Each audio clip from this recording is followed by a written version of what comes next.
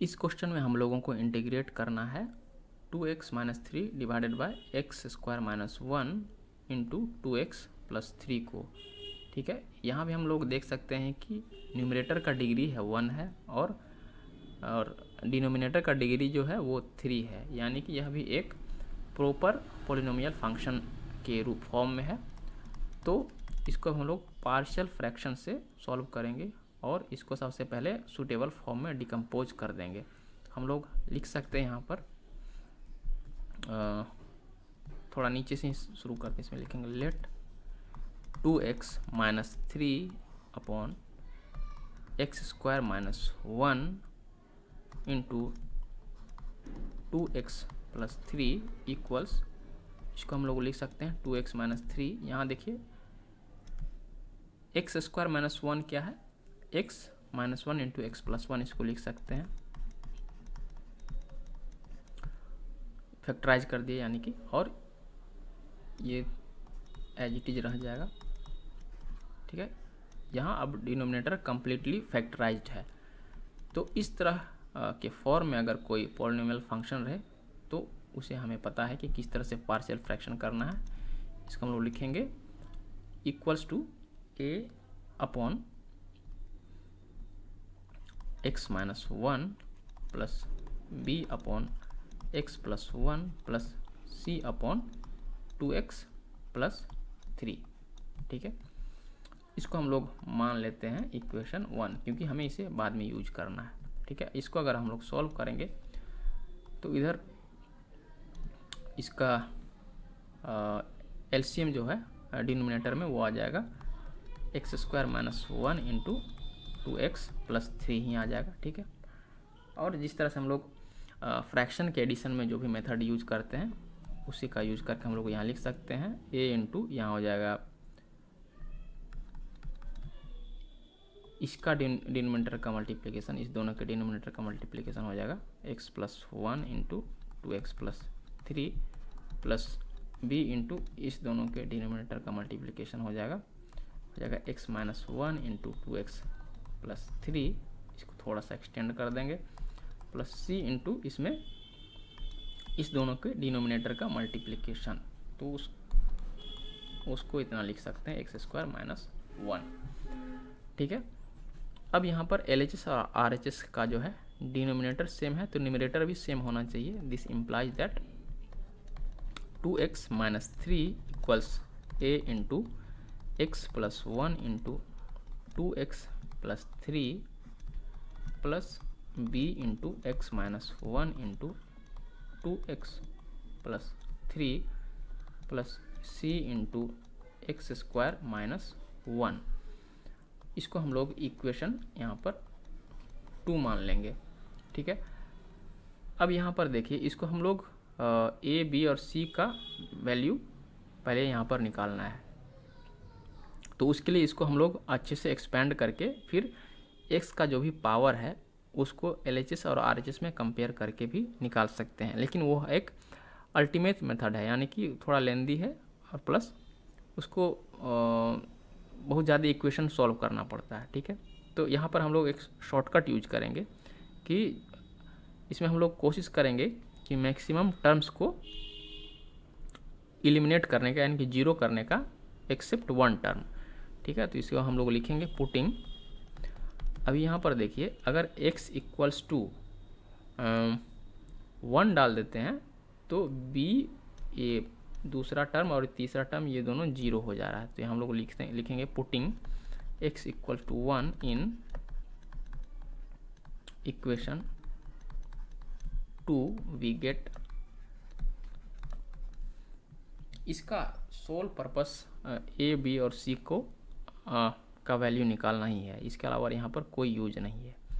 इसको हम लिख सकते हैं 2 into 1 minus 3 equals a into 1 plus 1 into 2 into 1 plus 3 plus b into 1 minus 1, देखिए यहाँ पर ये 0 हो जाएगा, into 2 into 1 plus 3 plus c into 1 square minus 1, ये भी 0 हो जाएगा, यानी कि इसको हम लोग लिख सकते हैं 2 minus 3 minus 1 equals a into 2 into 5 plus b into 0 into 5 plus c into 0,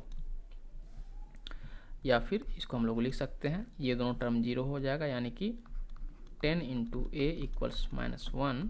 this implies that a equals to -1/10। ठीक है, ए निकल गया। अब इसी इक्वेशन में अगर x इक्वल्स टू -1 डाल देंगे तो यहाँ देखिए c तो 0 होगा ही, a भी 0 हो जाएगा, उसमें ये b वाला टर्म सर्वाइव करेगा। तो हम लोग यहाँ लिखेंगे again putting x equals to -1 in equation 2, we get, ये हो जाएगा LHS में 2 into -1 -3 equals a into -1 plus 1 into 2 into -1 plus 3 plus b into -1 into 2 into -1 plus 3 plus c into -1 square -1। ठीक है, इसको हम लोग सॉल्व करेंगे तो हो जाएगा -2 -3 इज -5 इक्वल्स, ये हो जाएगा a इंटू 0 इंटू, इसको सॉल्व करेंगे तो आएगा 1, -2 प्लस 3 इज 1, प्लस ये हो जाएगा b into -2 and this is 1 plus c into 0, या फिर इसको लिख सकते हैं -2b equals to -5 and this implies that b equals to 5/2। Again अब x का ऐसा क्या वैल्यू पुट करें कि c वाला टर्म सर्वाइव करे, बाकी दोनों 0 हो जाए। तो हम देख सकते हैं कि दोनों टर्म में 2x प्लस 3 है, तो x का ऐसा वैल्यू देंगे कि ये दोनों टर्म 0 हो जाए। ठीक है,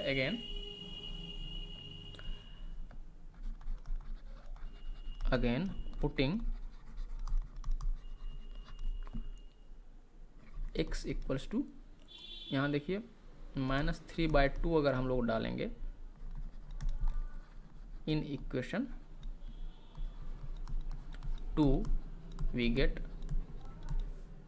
LHS में हो जाएगा 2 इंटू -3/2 -3 इक्वल्स, ये हो जाएगा a into -3/2 plus 1 into 2 into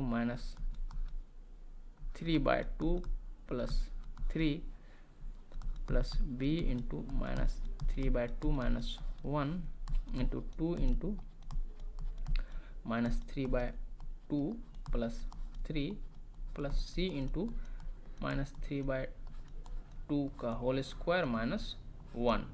ठीक है, इसको हम लोग अगर सॉल्व करें तो हम लोग देख सकते हैं कि a और b वाला टर्म यहाँ से ये 0 आएगा और यहाँ से ये 0 आएगा, तो इसको हम लोग लिख सकते हैं, ये हो जाएगा -3 -3 इज -6 इक्वल्स a इंटू, इसको सॉल्व करने का ज़रूरत नहीं है, ऐसे ही लिख देंगे +1, क्योंकि अल्टीमेटली 0 होना है इसको, plus b into -3/2 -1 into 0 plus c into, ये हो जाएगा 9/4 -1, या फिर ये हो जाएगा, ये 0 हो गया, ये 0 हो गया, c इंटू ये हो जाएगा 5/4 and this implies c equals to -24/5। अगर इसको उधर ले जाएंगे तो 4/5 इधर LHS में आके गुना हो जाएगा। अब हमें a, b और c का भी वैल्यू पता चल गया है, तो हम लोग लिखेंगे यूजिंग द अबव रिजल्ट्स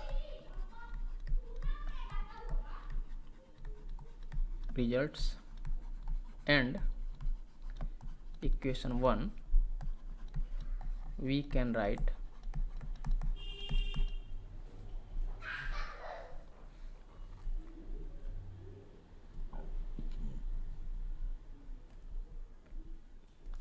ये, ठीक है, 2x -3 upon x square -1 into 2x plus 3। अरे यार वापस भूल गए, लंबे क्वेश्चन। हाँ 2x माइनस 3 है। इनफैक्ट वहाँ से कॉपी पेस्ट कर सकते थे। 2x minus 3 upon x square minus 1 into ये है 2x प्लस 3 इक्वल्स ए हमारा आया है -1/10 अपॉन ये था x माइनस 1 प्लस बी हमारा आया है 5/2 अपॉन ये है x प्लस 1, ठीक है, प्लस सी हमारा आया है -24 upon 5/2x plus 3 and therefore and hence या फिर therefore integral 2x minus 3 upon x square minus 1 into 2x plus 3 into dx equals to integral, इसके जगह पर हम लोग ये लिख सकते हैं -1/10 upon x minus 1 plus 5/2 upon x plus 1 plus -24/5 upon 2x plus 3 और यहाँ पर बाहर में dx, ठीक है। इसको हम लोग सॉल्व कर लेंगे। तो हम लोग इसको इस तरह से लिख सकते हैं -1/10 into integral of dx upon constant भी बाहर ले आएंगे प्लस इंटीग्रल को तीनों टर्म्स में डिस्ट्रीब्यूट भी कर देंगे। तो इस तरह से हम लोग लिख सकते हैं। इंटीग्रल्स के प्रॉपर्टीज का आपको अच्छा खासा यहाँ पर नॉलेज होना चाहिए, अदरवाइज इस तरह के क्वेश्चंस को सॉल्व करने में दिक्कत हो सकती है, ठीक है। dx अपॉन 2x प्लस 3 और हमने जो भी प्रॉपर्टीज का यूज किया है उसे हम लोग लिखेंगे यहाँ पर। हम लोग यहाँ लिखेंगे, कंबाइन कर देते हैं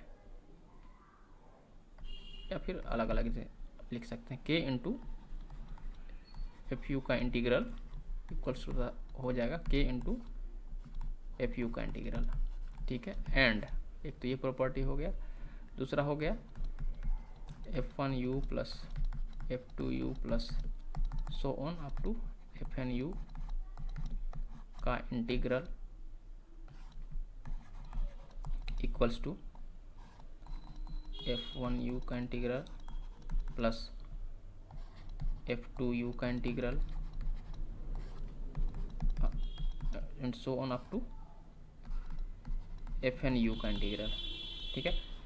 इस प्रॉपर्टी का या फिर इन दो प्रॉपर्टीज़ का हमने यहाँ पर यूज किया है, ठीक है। अब हम लोग को बस इसको सूटेबल फार्मूला यूज करके इंटीग्रेट करना है। तो इसको हम लोग लिखेंगे -1/10। अब हमें पता है इसका इंटीग्रल क्या होता है, ये होता है log ऑफ मॉड, ये नेचुरल लॉग है, ठीक है। यहाँ पर बेस e है, ठीक है, ये ना कि 10 है, ठीक है, ये है log of mod x minus 1 और जब भी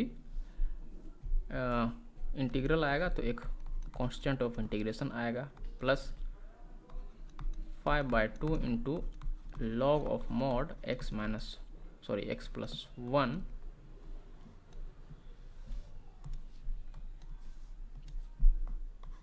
plus another constant of integration minus 24/5 into log of mod 2x plus 3 और इस तरह के इंटीग्रेशन में जो भी x का कोफिशिएंट होता है, सॉरी इंटीग्रल में जो भी x का कोफिशिएंट होता है उसी से यहाँ पर डिवाइड भी कर देते हैं, ठीक है। प्लस इसके लिए एक और कांस्टेंट ऑफ इंटीग्रेशन आएगा। तो हम लोग लिखेंगे where C1 C2 and C3 are constants of integration और हमने जो फॉर्मूला लगाया है वो भी लिखेंगे। And since integral of du upon au plus b equals log of mod au plus b divided by a plus a constant. बस एक ही फॉर्मूला यहाँ पर यूज हुआ है गेस। हाँ, तो अब हमें इसको सिंप्लीफाई बस करना है। ये हो जाएगा। हम लोग प्रीफर करते हैं कि नेगेटिव वाला टर्म जो है आगे नहीं लिखें, तो हम लोग पहले इस वाले टर्म को आगे कर देते हैं। ये हो जाएगा 5/2 into log of mod x plus 1 minus 1/10 into log of mod x minus 1 plus, sorry plus कहाँ से आया, minus 24/5 into log of mod. In fact ये कैंसिल हो जाएगा यहाँ पर, देखिए 2 से यहाँ कैंसिल हो रहा है 12 बार में, तो ये हो जाएगा 12/5 into log of mod 2x plus 3 plus a single constant of integration c, where c equals c1 plus c2 plus c3। I guess ये हमारा फाइनल आंसर यही रहेगा, क्योंकि इससे और अधिक सिंप्लीफाई हमें करना उचित नहीं लग रहा है। तो ठीक है, तो यही हमारा इस क्वेश्चन का सॉल्यूशन।